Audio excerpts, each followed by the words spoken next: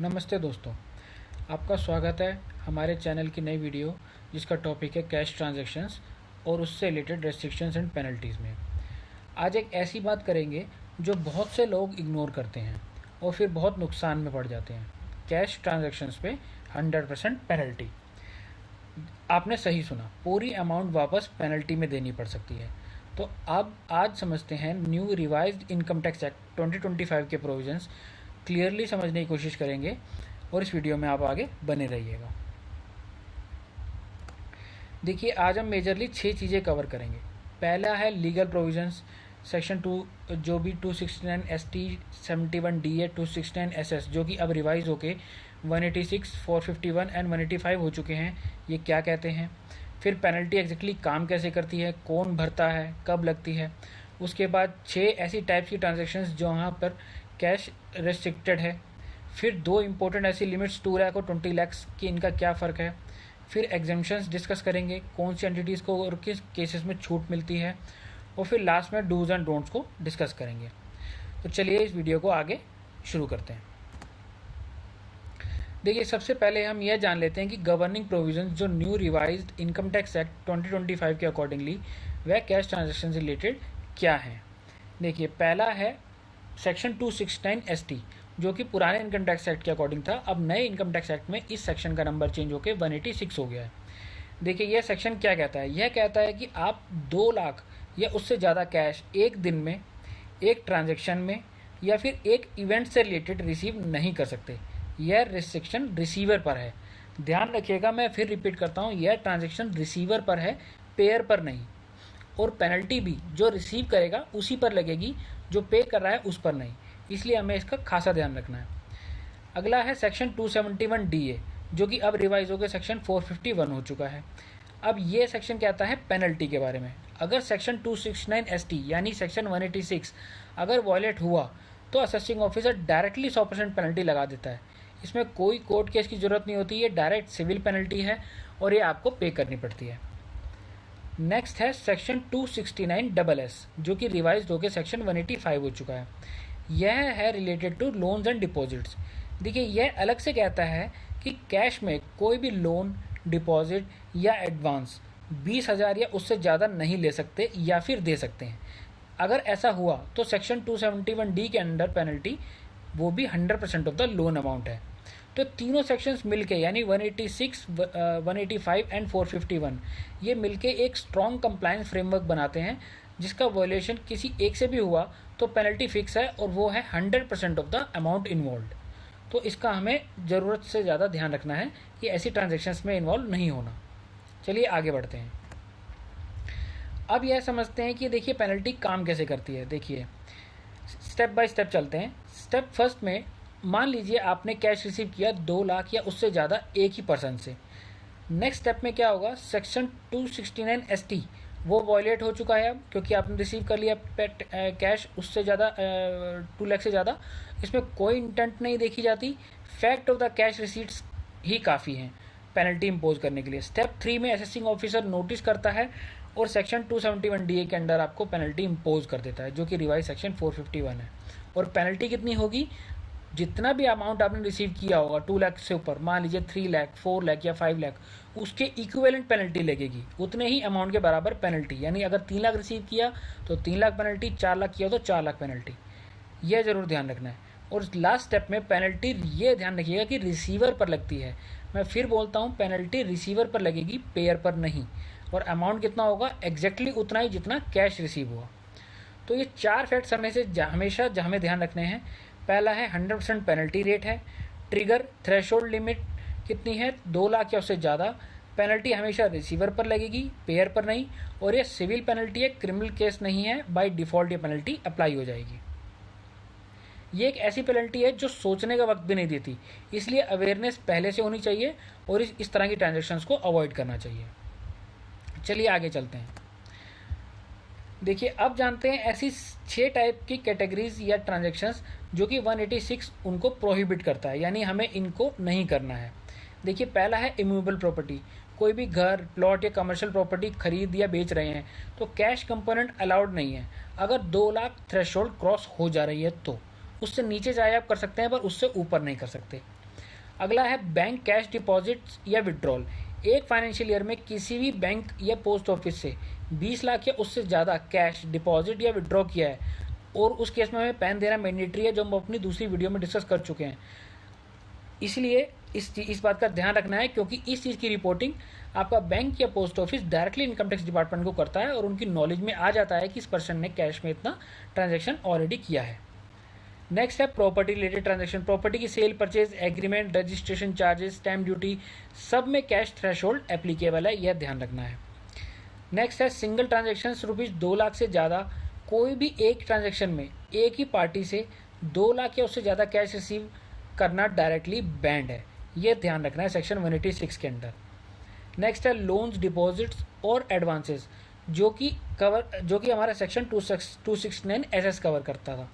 अब देखिए 20,000 या उससे ज़्यादा का कोई भी कैश, लोन या डिपॉजिट अगर लिया या दिया है, दोनों तरफ से ट्रांजैक्शन रेस्ट्रिक्टेड है, तो इसमें इन्वॉल्व नहीं होना है। और करंट अकाउंट या कैश क्रेडिट ट्रांजैक्शंस, देखिए अब बिजनेस करंट अकाउंट है और कैश क्रेडिट फैसिलिटीज़ में हाई वैल्यू कैश क्रेडिट्स या डेबिट्स भी CBDT के राडार पर रहते हैं। तो ये बेसिकली देखिए ये वो 6 मेजर ऐसी ट्रांजैक्शंस हैं, इनका ओवरलैप भी हो सकता है लेकिन एक ही ट्रांजैक्शन में नहीं कर सकते, तो इसलिए हमें इनको ध्यान रखना है और इस तरह की या इस नेचर की ट्रांजैक्शन में कभी भी इन्वॉल्व होने से बचना है।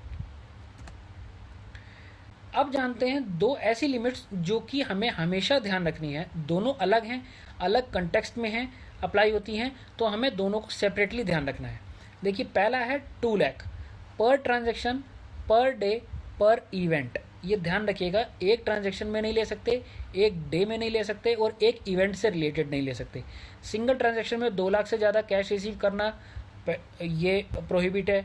एक ही पर्सन से एक दिन में एग्रीगेट में 2 लाख से ज़्यादा कैश रिसीव करना, इसको भी वॉयलेशन माना जाता है। एक ही इवेंट या ओकेजन से रिलेटेड अगर आपको रिसीट्स मिलकर 2 लाख मिल रही है तो भी वो इसको वॉयलेशन ही माना जाएगा, और इसमें पेनल्टी लगेगी 100% ऑफ अमाउंट रिसीव्ड। रिसीवर को पे करना पड़ेगा। इसमें स्प्लिटिंग सेम डे जो है वो स्टिल काउंट होगी, ये ध्यान रखिएगा। Splitting into smaller amounts on same day है, उसको भी टोटल करके काउंट किया जाएगा। ऐसा नहीं है कि आप ट्रांजेक्शन को स्प्लिट करके कर सकते हैं, ऐसा नहीं है, इसलिए पर डे वर्ड भी यूज़ किया गया है इसमें। अब नेक्स्ट लिमिट है 20 लाख रुपए की। देखिए एनुअली कैश एट बैंक या पोस्ट ऑफिस में रिलेटेड यही ये लिमिट है। एक फाइनेंशियल ईयर में किसी भी बैंक या पोस्ट ऑफिस से एग्रीगेट में कैश डिपॉजिट या विड्रॉल्स 20 लाख या उससे ज़्यादा किए हैं तो ये प्रोहिबिशन है, इसको प्रोहिबिटेड वॉयलेशन माना जाएगा और पेनल्टी इम्पोज हो जाएगी। सभी अकाउंट्स मिला के अकाउंट होगा, यह हम अपनी दूसरी वीडियो में ऑलरेडी कवर कर चुके हैं कि यह पर अकाउंट वाइज नहीं चलेगा, सारे अकाउंट्स को मिला के देखा जाएगा। एक ही बैंक अकाउंट में मल्टीपल अकाउंट्स, जैसे एक ही मान लीजिए आपके पास मल्टीपल अकाउंट्स हैं और आपने सब में मिला करके अगर कैश ट्रांजेक्शन किए हैं तो उनको टोटली में देखा जाएगा कि अगर 20 लाख क्रॉस हुआ या नहीं हुआ, और जैसे ही क्रॉस होगा तो ये इम्पोज हो जाएगा। पैन कोड करना मैंडेटरी हो जाएगा, क्योंकि जैसे ही आप 20 लाख से ऊपर जाएंगे तो आपको पैन बैंक या पोस्ट ऑफिस ऑटोमेटिकली पैन की डिमांड करेगा, और एक बार आपने अपना पैन दिया तो इट मीन्स कि वो transaction direct income tax department को रिपोर्ट कर दी जाएगी और आप उनके रडार में आ जाएंगे, और वो अकॉर्डिंगली आपके AIS और जो भी हमारी 26 ईयर्स जो स्टेटमेंट्स बनती हैं वो उनमें भी रिपोर्ट होकर के ऑटोमेटिकली आपको रिफ्लेक्ट करेगा ITR फाइलिंग के टाइम पे। तो इसलिए हमें इन दोनों लिमिट्स का खासा ध्यान रखना है, इनका वॉयलेशन नहीं करना। आगे चलते हैं, चलिए देखिए अब बात करते हैं एक्सेप्शंस की। देखिए जो अभी तक हमने ये जान लिया कि कौन सी ऐसी ट्रांजैक्शन है जिसमें ये सेक्शन या वॉयलेशन माना जाएगा। अब कुछ ऐसी ट्रांजैक्शन हैं जिनमें हम चाहे तो 2 लाख या उससे ज़्यादा का भी कैश की ट्रांजैक्शन कर सकते हैं तो भी हम पे ये वॉयलेशन नहीं माना जाएगा। वो कौन से केसेस हैं, देखिए एक एक करके जानते हैं। पहला है, आपने अगर कोई सेंट्रल गवर्नमेंट या फिर स्टेट गवर्नमेंट के साथ कोई ट्रांजैक्शन की है तो यह इस सेक्शन से पूरी तरह एग्जेम्पशन है। आप चाहें तो कितने मर्जी अमाउंट की कैश ट्रांजैक्शंस कर सकते हैं। मान लीजिए आपने कोई डोनेशन दी या कहीं कोई ऑटोनोमस बॉडी या फिर कहीं पे आपने अमाउंट दिया या लिया तो यह फुल्ली एग्जेम्प्ट है। बैंकिंग कंपनीज और कोऑपरेटिव बैंक्स के साथ में अगर आपने ये ट्रांजैक्शन की है, मान लीजिए 2 लाख या उससे ज़्यादा की, तो भी आपको इसमें एग्जेम्पशन मिल जाती है। Post office saving bank account से की है तो भी आपको एग्जेम्पशन मिल जाती है, आप पर पेनल्टी नहीं लगती। हाँ, पर अगर 20 लाख से ज़्यादा की लिमिट क्रॉस हो गई पूरे साल भर में सारे अकाउंट्स की मिला के, तो आपसे पैन मांगा जाएगा और वो ट्रांजैक्शन इनकम टैक्स डिपार्टमेंट को रिपोर्ट कर दी जाएगी। मैं पेनल्टी वर्ड यूज़ नहीं कर रहा हूँ, पेनल्टी नहीं लगेगी, सिर्फ इनकम टैक्स डिपार्टमेंट को ट्रांजैक्शन रिपोर्ट की जाएगी। बाद में वो इनकम टैक्स डिपार्टमेंट देखेगा कि उसका क्या करना है। नेक्स्ट है सीबीडीटी के नोटिफाइड पर्सन या कैटेगरीज के साथ में अगर आप ट्रांजैक्शन में एंटर होते हैं तो भी एग्जम्पशन है। और अगर आप कोई भी अपना बैंक लोन रीपे करते हैं, जब कोई बैंकिंग कंपनी को आपने एक्सटेंडेड लोन की रिपेमेंट रिसीव करती है या जो भी कुछ करती है, तो उन्हें भी इस चीज़ से एग्जम्पशन दी गई है।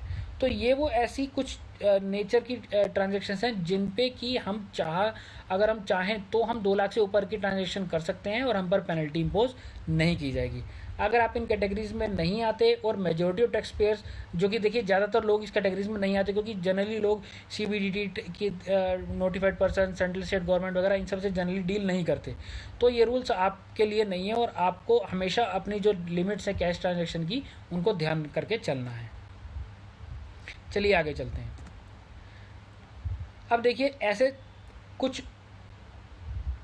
प्रैक्टिकल डूज एंड डोंट्स को समझ लेते हैं जो कि हमको करने चाहिए और हमें क्या नहीं करने चाहिए। देखिए रिकमेंडेड प्रैक्टिस क्या है, हमेशा एनईएफटी, आरटीजीएस, यूपीआई और चेक वगैरह की मोड को ही हमें सिलेक्शन या उनको यूज़ करना चाहिए अगर हमें 2 लाख या उससे ऊपर की ट्रांजैक्शन करनी है। कंप्लीट डिजिटल पेमेंट ट्रेल उसको हमें बना के रखनी है, पेपर ट्रेल के साथ बना के रखना है। कोई भी ट्रांजैक्शन कर रहे हैं तो उसका हमारे पास डॉक्यूमेंट्री एविडेंस होना चाहिए। अगर हम अपनी 20 लाख या उससे ज़्यादा की ट्रांजैक्शन बैंक या फिर पोस्ट ऑफिस के साथ कर रहे हैं तो हमें अपना पैन सबमिट करना है। और जितने भी ट्रांजैक्शन हम कर रहे हैं, मान लीजिए कि कोई लोन देना लेना, कैश पेमेंट लेना देना, तो हमेशा उनका एक कोई ना कोई डॉक्यूमेंट हमेशा हमारे पास मेंटेन होना चाहिए, ताकि कल को इन केस अगर हम पर कोई भी वॉयलेशन या कोई अट्रैक्ट करने के लिए अगर डायरेक्टिव आ जाता है तो हम उसको एक्सप्लेन कर सकें। अब ये जानते हैं कि देखिए हमें क्या अवॉइड करना है कम्प्लीटली और हमें क्या नहीं करना है। कभी भी किसी भी 2 लाख पर्सन से सिंगल डे में सेम ट्रांजैक्शन के लिए 2 लाख से ज़्यादा रिसीव नहीं करने। कभी कैश गिफ्ट जो है हमें 2 लाख से ज़्यादा के वो भी रिसीव नहीं करने हैं। ट्रांजैक्शन को स्प्लिटिंग नहीं करनी है। ये ज़रूर से ध्यान रखना है कि अगर हम चाहें तो भी अपनी ट्रांजैक्शन को स्प्लिट करके बचने की कोशिश हमें नहीं करनी है, क्योंकि अब ये जो लिमिट देखी जाएंगी वो ओवरऑल फाइनेंशियल ईयर को इंक्लूड करके सारी ट्रांजैक्शंस को देखा जाएगा। इंडिविजुअल ट्रांजैक्शन तो लगेगी, बट अगर ओवरऑल ट्रांजैक्शन भी अगर आप उस लिमिट से ऊपर निकल गए तो भी ये अप्लाई हो जाएगा। और कभी भी कैश लोन ना देना है ना लेना है 20,000 रुपये से ज़्यादा, अदरवाइज सेक्शन 185 की जो भी आपकी पेनल्टी है वॉयलेशन मानी जाएगी और उस पर पेनल्टी आपके ऊपर इम्पोज हो जाएगी। देखिए ये एक नेक्स्ट स्लाइड में मैंने इसमें कोशिश की है आपको कुछ ऐसे एक कंपैरेटिव देने की कि जो हमारे पुराने इनकम टैक्स एक्ट 1961 के अकॉर्डिंगली क्या सेक्शंस नंबर थे और नए वाले में क्या सेक्शन नंबर है। इस स्लाइड को मैं ज़्यादा एक्सप्लेन नहीं करूँगा, मैं चाहूँगा कि इसका आप एक स्क्रीनशॉट ले लें ताकि आप फ्यूचर रेफरेंस के लिए इसको यूज़ कर सकें। अब चलिए आगे चलते हैं। तो देखिए अब एक समरी के फॉर्म में इसको समझ लेते हैं। ऐसे 5 प्रिंसिपल जो कि हमेशा हर टैक्स पेयर को एक ध्यान में रखने चाहिए किसी भी कैश ट्रांजैक्शन में इन्वॉल्व होने से पहले। पहला है सेक्शन 186, हमें ध्यान रखना है 2 लाख का रूल जो है वो एब्सोल्यूट है। देखिए इसका मतलब क्या है, कोई भी कैश रिसीट 2 लाख या उससे ज़्यादा पर ट्रांजैक्शन, पर डे, पर इवेंट, मैं फिर रिपीट करता हूँ, पर ट्रांजैक्शन, पर डे या फिर पर इवेंट एक सिंगल पर्सन से 100% पेनल्टी ट्रिगर करता है, रिसीवर पे लगेगी।